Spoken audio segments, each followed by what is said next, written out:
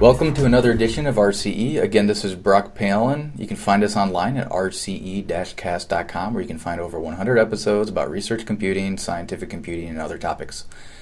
I have again here Jeff Squyres from Cisco Systems and one of the authors of OpenMPI. Jeff, what's going on? Hey, Brock.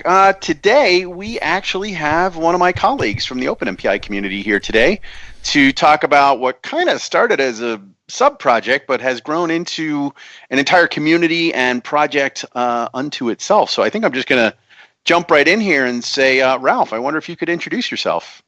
Yeah, sure. My name is Ralph Castain. I'm a principal engineer from Intel Corporation. Been working on OpenMPI with Jeff for a long time now, and we started this PMIx community that Jeff asked me to come here and talk about today. All right, so Ralph, you said the keyword right there, PMIx. Why don't you give us the 2-minute version? What is it? Yeah, so PMIx stands for PMI exascale, Process Management Interface Exascale. And basically what it is, it's a standardized way for applications to interact with the system management stack, like the resource manager and things like that, to request services of various types and be able to get a response back. So what is a history of PMIx? Because I think there's some other PMIs out there. Yeah, there are. PMI originally started, quite a while back now, as a way of having providing a way for applications to wire themselves up. So they'd be able to exchange addressing information, basically, to say, how do I talk to you? But over time, what happened was that the needs grew to where the application needed to be able to interact over broader topics. And so PMIx kind of grew from that as a response to that, to say, let's give you more ways to interact. Okay, so you said a second ago that this is dealing with resource managers. I assume you're talking about like Torque and Slurm and LSF and all the others that are out there. But what exactly does that mean? What does an application need to get from resource managers? So there's really two types of things that they do. First off, when you're launching, a resource manager can provide you with all kinds of information about your job that's really helpful when you're trying to optimize communications and collective operations. So they can tell you, where all your peers are located, what addresses they have, etc. That's information you can have at the very beginning, so you don't have to exchange it afterwards. Then the other things that you want to do is, for example, you might want to ask for additional allocations of resources, or maybe you want to spawn additional processes. So there are these kinds of services. What's the status of queues and things like that applications, as they're evolving, really want to be able to do. And so, in my limited worldview here, I think of this as applicable to MPI applications. And so when you talk about wire up and communications and things like that, you're referring to MPI applications of any scale, honestly, from 2 processes to 2 million processes, that when they start up, they need to exchange MPI addressing stuff to get their Ethernet addresses or their InfiniBand addresses or their whatever type of networking addresses, so that if I MPI send to you, then I know how to open a network channel to you. That's the kind of stuff you're talking about? Yeah, in part. That certainly is in there, but it's also applicable to non-MPI processes. So let me give you an example.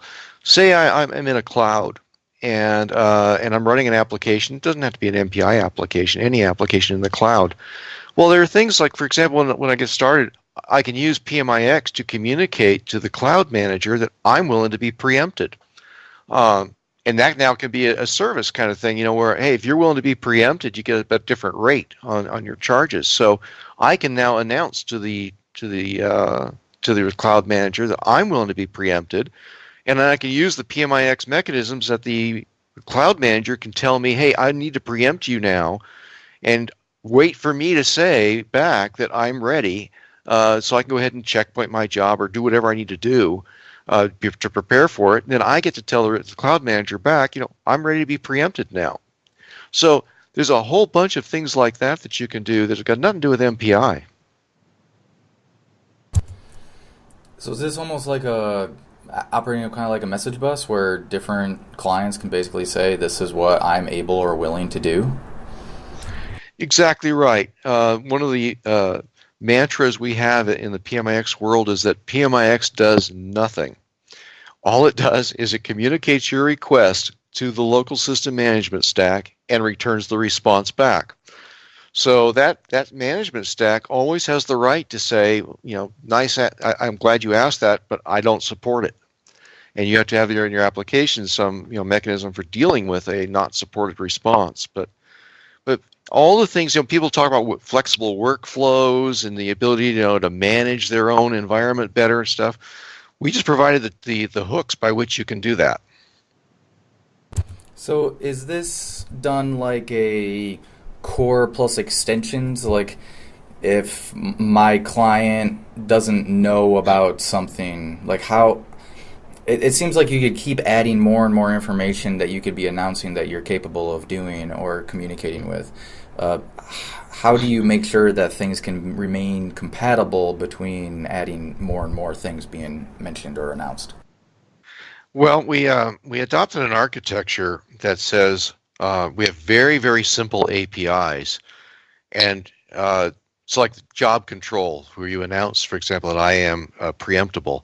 There's just one job control API, and then you can provide an array of key value attributes to that API that actually describe what the operation that you want to do. So, if we want to extend the kind of things that you can do, like for a job control, I want to add something beyond just, announcing that I'm preemptible or whatever. We don't change the API. We don't add another API. We just give you a new key value attribute that you can pass. And so that's how we maintain backward compatibility. We have just a policy. We do not add APIs unless there simply is nothing that fits, and then we'll add one.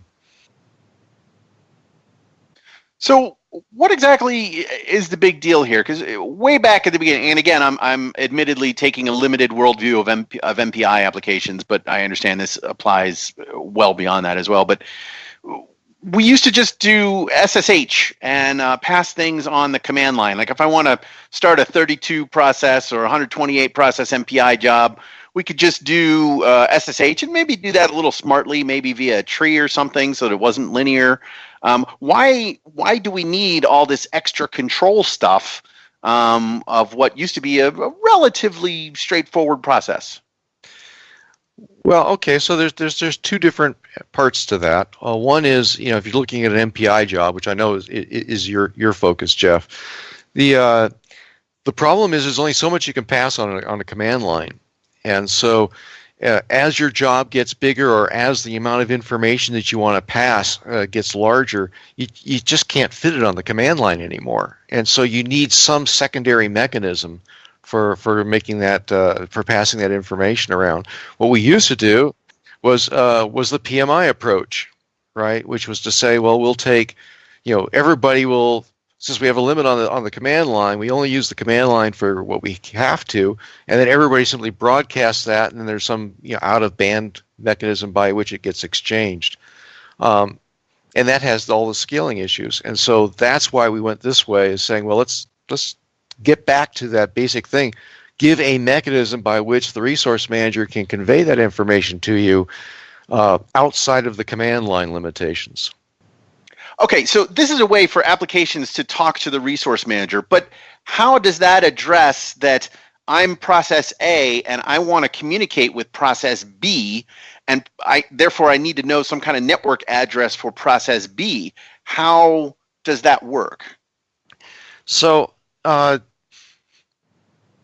so the way we did that in the past, right, was that process A would discover a network address, he would broadcast it to everybody, and process B would then receive that broadcast and say, oh, okay, I can communicate to you.